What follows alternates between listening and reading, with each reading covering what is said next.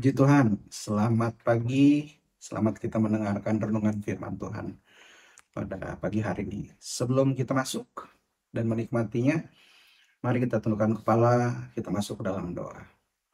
Bapa Sorgawi, Bapa yang baik yang kami sapa dan kenal di dalam nama Tuhan Yesus Kristus, kami mengucap syukur dan berterima kasih karena Tuhan baik dalam kehidupan kami, membangunkan kami dengan kekuatan kesehatan yang baru. Tuhan, sebentar kami akan mendengarkan renungan firman Tuhan sebelum kami beraktivitas.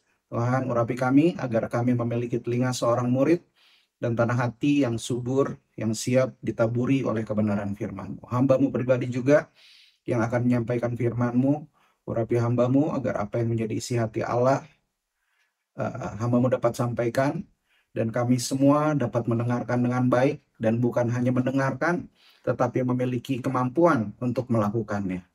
Mengucap syukur di dalam nama Tuhan Yesus Kristus. Haleluya. Amin. Puji Tuhan. Saya dapat tema renungan pada pagi hari ini adalah tentang penumpangan tangan. Ini merupakan asas-asas dasar kekristenan ya. Selain kebangkitan orang mati, baptisan air, termasuk penumpangan tangan. Dan penumpangan tangan ini banyak yang anak-anak Tuhan belum mengerti. Apakah cuma harus pendeta, gembala yang menumpangkan tangan, atau kita semua juga dengan kuasa yang Tuhan berikan dalam kehidupan kita, kita juga bisa menumpangkan tangan. Kita akan lihat di dalamnya tentang penumpangkan tangan. Sebelumnya kita baca ayat pembuka kita pada pagi hari ini dalam Kisah Para Rasul pasal 1 ayat yang ke-8. Tuliskan begini. Tetapi kamu akan menerima kuasa kalau Roh Kudus turun ke atas kamu.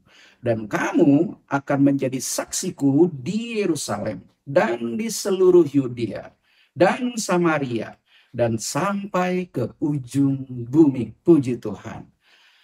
Lewat perenungan-perenungan kemarin, kita sudah melihat dan mendengar bahwa baptisan Roh Kudus ada kalanya disertai dengan doa serta penumpangan tangan. Demikian juga seringkali kita melihat ada orang yang mendoakan orang-orang sakit dengan cara menumpangkan tangan di atas kehidupan orang itu atau di atas kepalanya. Kita lihat di Alkitab, Bapak Ibu Saudara-saudara. Di dalam Alkitab ada 4 hal yang secara langsung berkaitan dengan penumpangan tangan tersebut. Pertama, tentang penghabisan pelayan Tuhan atau pelantikan pelayan Tuhan. Kedua, pengutusan untuk melayani. Seperti di sekolah Alkitab, begitu saya selesai sekolah Alkitab kelas 1 dan kedua, dipanggil siswa-siswa siswi-siswi yang telah selesai penamatan, ditumpangkan tangan untuk pengutusan. Kemudian yang ketiga, pembagian berkat atau karunia ilahi. Contohnya, salah satu sakramen di Gereja Pantai Kosta di Indonesia adalah pernikahan. Dan ketika saya menikahkan, saya menumpangkan tangan di atas kedua mempelai tersebut dan memberkati mereka sebagai representatifnya Allah. Yang keempat terakhir adalah penyaluran kuasa ilahi. Misalnya, berdoa untuk sebuah kesembuhan lewat penumpangan tangan. Kita lihat sekarang di dalam Alkitab, di ayat-ayat mana saja yang menjelaskan atau menggambarkan tentang penumpangan tangan itu. Yang pertama, apa yang dilakukan dalam Kisah Rasul 6 ayat 6? Apa yang dilakukan Rasul saat pentahbisan atau pelantikan diaken, pelayan Tuhan di gereja? Kita buka. Kisah Para Rasul 6 ayat 6 tuliskan begini. Mereka itu, para diaken ini, dihadapkan kepada rasul-rasul, lalu rasul-rasul itu pun berdoa dan meletakkan tangan di atas mereka. Jadi apa yang dilakukan para rasul saat pentahbisan atau pelantikan diaken? Menumpangkan tangan. Yang kedua, apa yang dilakukan para pemimpin jemaat atas Barnabas dan Paulus sebelum mereka diutus pergi dari jemaat Antiokhia? Ayatnya di dalam Kisah Para Rasul 13 ayat 2 dan 3. Tuliskan begini. Pada suatu hari, ketika mereka beribadah kepada Tuhan dan berpuasa, berkatalah Roh Kudus, "Khususkanlah Barnabas dan Saulus bagiku untuk tugas yang telah kutentukan bagi mereka." Maka berpuasa dan berdoalah mereka. Dan setelah meletakkan tangan atas kedua orang itu, mereka membiarkan keduanya pergi. Apa yang dilakukan? Meletakkan tangan, menumpangkan tangan. Kita lihat lagi apa yang Tuhan Yesus lakukan di dalam Markus pasal 10 ayat 13 dan 16. Kita baca, atau saya bacakan. Lalu orang membawa anak-anak kecil kepada Yesus supaya ia menjamah mereka. Tetapi murid-muridnya memarahi orang-orang itu. Ini tentang Tuhan Yesus memberkati anak-anak. Kemudian di dalam ayat 16 tuliskan begini. Lalu Yesus, memeluk anak-anak itu dan sambil meletakkan tangannya atas mereka, ia memberkati mereka. Apa yang Yesus lakukan terhadap anak-anak? Meletakkan tangan, menjamah, menumpangkan tangan untuk memberkati mereka. Masih ada lagi? Masih, Bapak Ibu Saudara-saudara. Kita lihat lagi apa yang Timotius terima setelah penumpangkan tangan itu. Ada penumpangan tangan lagi dan ada akibat yang diterima oleh Timotius. Di dalam 1 Timotius 4 ayat yang ke-14. Tuliskan begini, jangan lalai dalam mempergunakan karunia yang ada padamu, yang telah kuberikan kepadamu oleh nubuat dengan penumpangan tangan, kembali sidang penatua. Nah, ada penumpangan tangan. Kita lihat lagi, saya masih kasih banyak ayat buat Bapak Ibu Saudara-saudara tentang penumpangan tangan. Dengan penumpangan tangan tadi buat Timotius, dia mendapatkan karunia rohani untuk pelayanan. Ini kembali kepada Yesus lagi, Tuhan kita Yesus Kristus, waktu menyembuhkan orang-orang. Saya bacakan di dalam Lukas pasal 13 ayat yang ke-13. Kisah ini tentang Tuhan Yesus menyembuhkan seorang perempuan yang sudah 18 tahun dirasuk roh, sehingga ia sakit sampai posisi tubuhnya menjadi bungkuk. Nah, ini dia, tidak dapat berdiri tegak. Ayat 13 tuliskan begini di dalam Lukas pasal 13.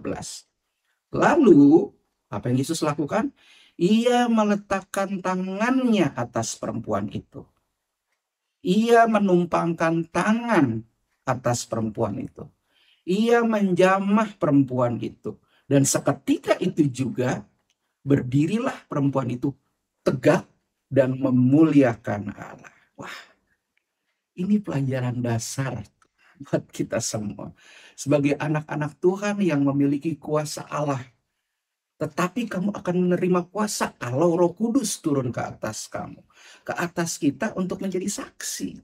Jadi dengan kuasa yang Tuhan berikan dalam kehidupan kita, kita dapat menjadi wakilnya, kita dapat melakukan hal-hal yang ajaib bersama-sama dengan Tuhan.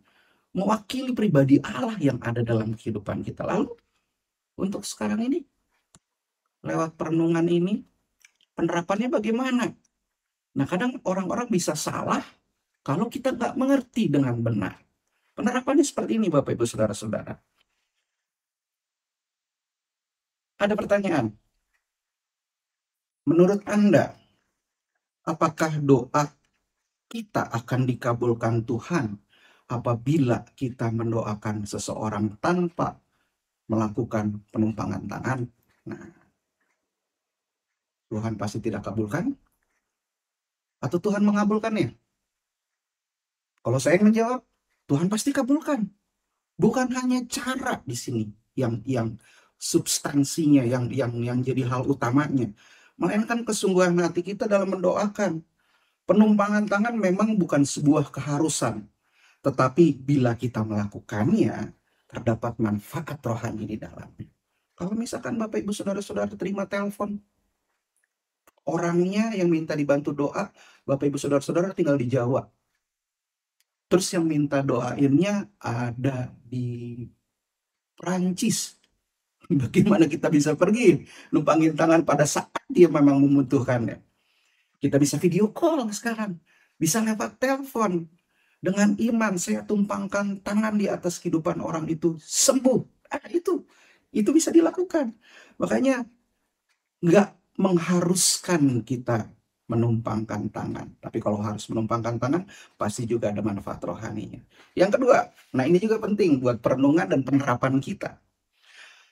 Menurut Anda, penumpangan tangan itu boleh dengan meletakkan tangan di mana? Di kepala? Di bagian mana saja tubuh seseorang yang didoakan? Atau yang ketiga, bagian mana saja tubuh seseorang yang didoakan asal dengan memperhatikan kesopanan atau etika. Nah, ini juga penting Bapak Ibu Saudara-saudara untuk penerapan kita. Pada umumnya, penumpangan tangan dilakukan di kepala, Bapak Ibu Saudara-saudara, gereja Tuhan. Boleh juga kita lakukan pada bagian tubuh lain yang sakit, misalkan bahu, kaki. Hanya saja nih Bapak Ibu Saudara-saudara tolong perhatikan nih. Dalam hal ini harus memperhatikan etika, kesopanan.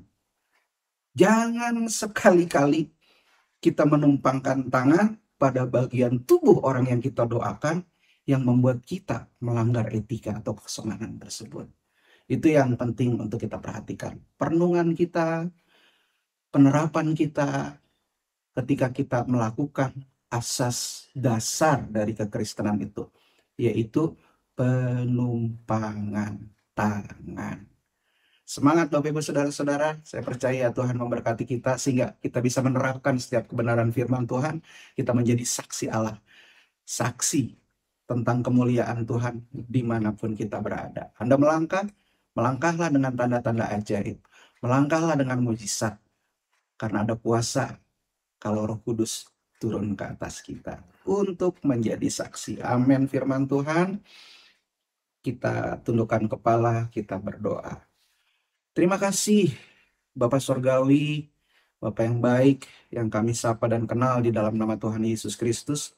Untuk kesempatan hari ini, kami diingatkan tentang dasar-dasar kekristenan, tentang penumpangan tangan ini Tuhan. Terima kasih untuk kebaikan Tuhan dengan kuasa yang Tuhan curahkan dalam kehidupan kami lewat Roh Kudus-Mu. Kami bersyukur, kami ternyata saksi-saksi dimanapun kami berada tentang kuasa Allah yang besar, tentang kematian dan kebangkitan Tuhan dimanapun kami berada. Biarlah dengan kuasa itu yang Tuhan berikan kepada kami membuat tanda-tanda ajaib dimanapun kami berada, dan nama Tuhan dipermuliakan. Biarlah kami juga bukan hanya menjadi pendengar, tetapi kami juga dapat mempraktekkan setiap firman Tuhan yang kami telah dengar. Terima kasih dalam hari ini. Kami mau serahkan kehidupan kami dalam tangan Tuhan. Berkati kami Tuhan, dan biarlah kehidupan kami yang diberkati, kami dapat jadi berkat. Arahkan kami kepada orang-orang yang tepat, pada momen-momen yang tepat, sehingga nama Tuhan ditinggikan dan dipermuliakan. Mengucap syukur untuk semuanya, ini menjadi doa sembahyang kami alaskan hanya di dalam nama Tuhan Yesus Kristus. Yang percaya katakan amin. Selamat pagi, selamat beraktivitas. Tuhan Yesus memberkati.